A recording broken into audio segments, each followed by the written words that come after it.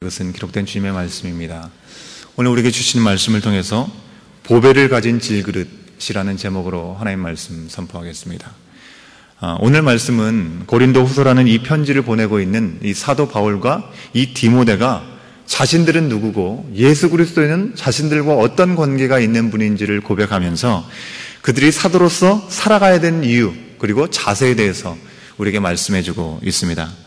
결론부터 말씀을 드리면 7절에 있는 말씀대로 그들은 질그릇이고 예수 그리스도는 이 질그릇 안에 담겨있는 보배라고 분명하게 말씀하고 있습니다. 바울 일행이 왜 그들 자신을 보배를 담은 질그릇이라고 그렇게 표현하고 있을까요?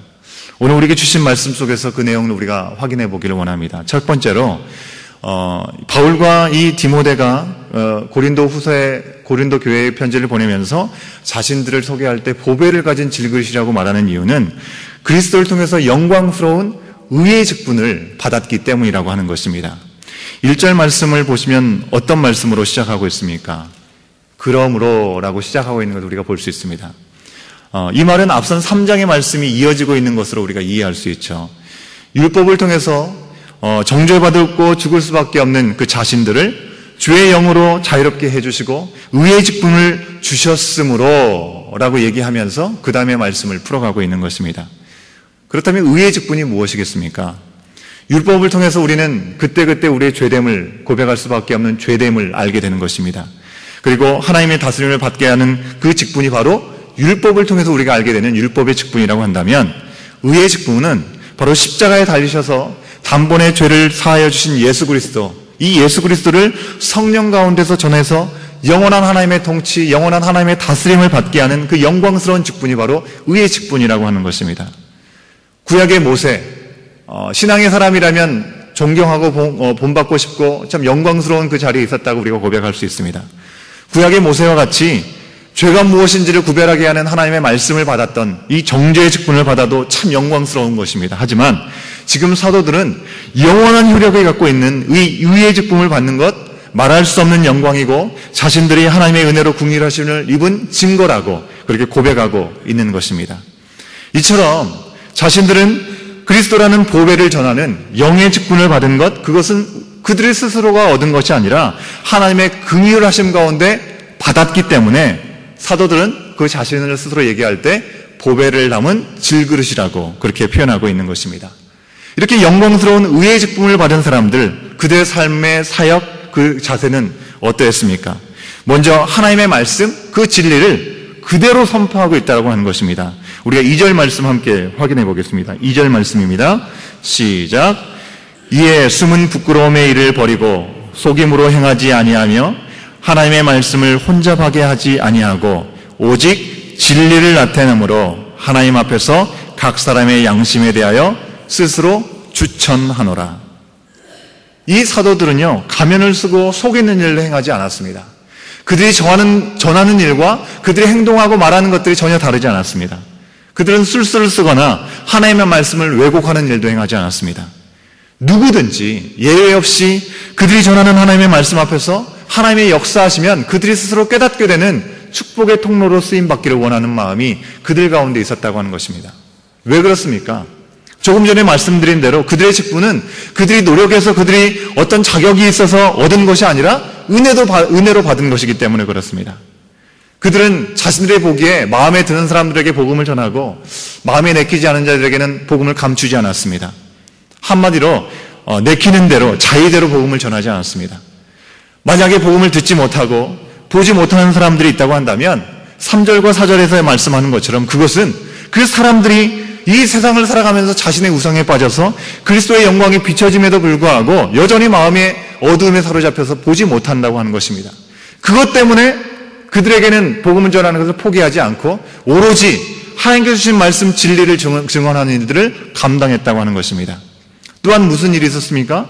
사도들은 영광스러운 직분을 받았기 때문에 자신들을 전파하는 것이 아니라 오직 예수 그리스도의 주인 되심, 그리고 자신들은 종됨을 전하고 있는 것입니다. 5절 말씀이 그것을 증거하고 있습니다. 5절 말씀 함께 읽습니다. 시작. 우리는 우리를 전파하는 것이 아니라 오직 그리스도 예수의 주 되신 것과 또 예수를 위하여 우리가 너희의 종된 것을 전파함이라. 태초에 어둠 가운데 빛이 있으라 말씀하신 하나님께서 두 번째 빛을 비추셨는데 그 두 번째 빛은 바로 예수 그리스도의 빛인 것입니다. 이 빛이 비추이면 하나님의 영광을 아는 그런 은혜가 허락된다는 것입니다. 바로 이 사도들도 지금 예수 그리스도의 종이 된 것, 이것은 그 은혜의 빛이 자신들에게 허락되어서 어둠의 삶에서 빛의 삶으로 인도되었다는 것을 고백하고 있는 것입니다. 그러기에 사도들은 스스로 보배가 아니라 질그릇, 바로 보배를 담은 질그릇이라고 그들을 스스로 고백하고 있고, 이 보배이신 예수 그리스도를 주로 삼고 자신들은 기꺼이 종이라고, 어떤 고난도 마다하지 않겠노라고 자처하고 있는 것이죠. 바울 사도가 3차의 전도여행을 하면서 얼마나 많은 교회를 세웠습니까? 그 사실 자체만으로도 정말 자신의 삶을 내어놓고 이야기하더라도 사람들에게 엄청난 영향력을 줄 수 있는 사람이었습니다. 하지만 이 복음에 비추인 그 은혜를 알았기 때문에, 그것 한순간도 놓치지 않았기 때문에 자신들은 질그릇일 뿐이고 예수 그리스도께서 주인이시고 자신들은 종됨을 계속해서 그들에게 이야기하고 있는 것입니다. 두 번째로 사도 바울과 디모데 일행이 자신들이 보배를 담은 질그릇이라고 말한 이유가 있습니다. 그것은 능력이 하나님께 있고 자신들에게는 어떤 능력도 없다는 것을 분명히 알고 있었기 때문에 그렇습니다. 7절 말씀을 우리가 확인해 봅니다. 7절입니다. 시작. 우리가 이 보배를 질그릇에 가졌으니 이는 심히 큰 능력이 하나님께 있고 우리에게 있지 아니함을 알게 하려 함이라. 보배는 보배 자체로서의 아름다움이 있습니다. 사실 질그릇에 도움이 필요하지 않습니다. 보배 자체로서 의미가 있고 그곳에 가치가 있기 때문에 보배를 담는 질그릇의 도움을 받을 필요가 전혀 없는 것입니다. 질그릇이 무엇입니까? 잿물을 바르지 않고 그저 진흙으로 구워낸 까칠까칠하고 울퉁불퉁한 그릇이 우리가 알고 있는 질그릇입니다. 빛이 나고 아름다운 보배와는 너무나 어울리지 않는 것이 질그릇, 그 용기 아니겠습니까? 하지만 하나님은 당신의 은혜로 이 질그릇인 그들에게, 바로 사도들에게 보배를 담아주셨습니다. 이 보배로 인해서 이 질그릇이 아름답게 빛이 나게 되는 것입니다. 이 사도 바울의 일행은 이 사실을 다시 한번 돌아보면서 자신들이 누구인지를 분명하게 밝히고 또 자신들이 지금 어떤 일을 당해도 정말 끄떡하지 않을 수 있는 이유를 그것에 있다는 것을 설명하고 있습니다. 사실 사도 바울 또한 우리가 똑같은 성정을 갖고 있는 사람이었습니다. 자신만으로는 예수 그리스도를 믿는 믿음, 그리고 그 복음을 전파하는 그 이유만으로 당하게 되는 이 박해 앞에 온전히 서 있을 수 없는 연약한 존재였다고 하는 것입니다. 그저 그는 떨어지면 한 번에 쨍그랑하고 깨져버릴 수밖에 없는 질그릇처럼 스스로 힘으로는 어떤 박해도 이겨낼 수 없는, 깨질 수밖에 없는 존재였다고 하는 것입니다. 하지만 이 질그릇에 담긴 보배이신 예수 그리스도를 통해서 하나님의 힘이 큰 그 능력을 이 사도 바울이 경험했다는 것입니다. 그래서 그들은 어떤 경우에도 포기하거나 실패하지 않을 수 있었습니다. 하나님의 힘이 큰 능력, 그것을 경험하는 이 보배를 담은 질그릇인 이 사도 바울, 이 디모데는 먼저 뭐라고 고백합니까? 어떤 고난, 어떤 박해가 온다 할지라도 낙심하거나 망하지 않는다라고 고백하고 있는 것입니다. 8절과 9절 말씀 우리가 함께 봅니다. 8절과 9절입니다. 시작. 우리가 사방으로 우겨쌈을 당하여도 쌓이지 아니하며 답답한 일을 당하여도 낙심하지 아니하며 박해를 받아도 버림받지 아니하며 거꾸러뜨림을 당하여도 망하지 아니하고. 아버지 하나님께서 생명을 주시려고 예수 그리스도를 십자가의 단번에 돌아가게 하셨습니다.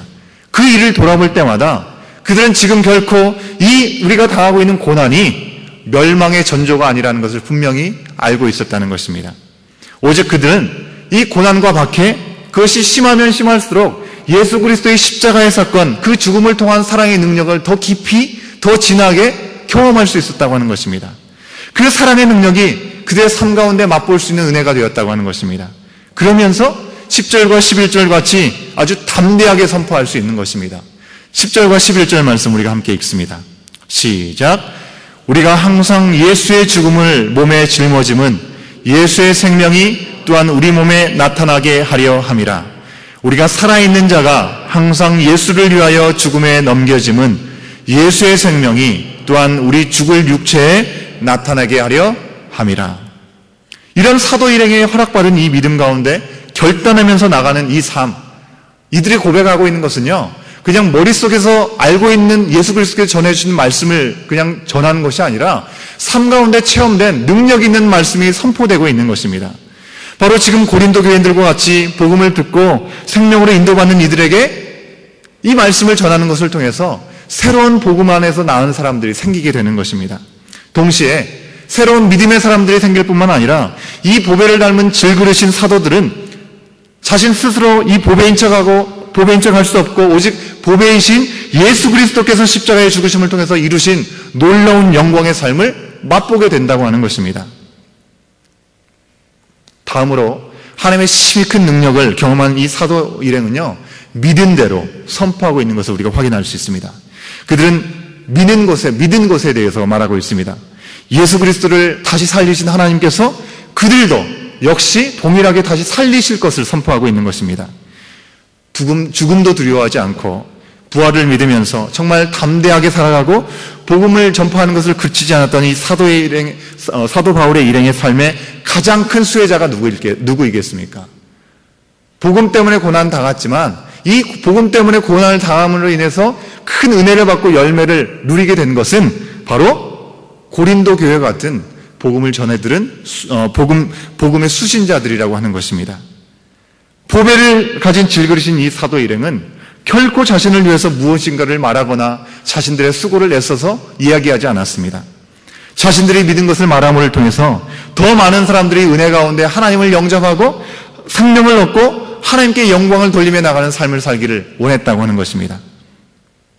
이제 16절부터 18절 말씀을 통해서 바울은 다시 한번 그가 어떤 어려움 속에서도 보배를 가진 질그릇으로 살아가기를 주저하지 않는 그 이유를 다시 한번 우리에게 이야기하고 있습니다. 16절부터 18절까지 우리가 함께 읽습니다. 시작. 그러므로 우리가 낙심하지 아니하노니 우리의 겉사람은 낡아지나 우리의 속사람은 날로 새로워지도다.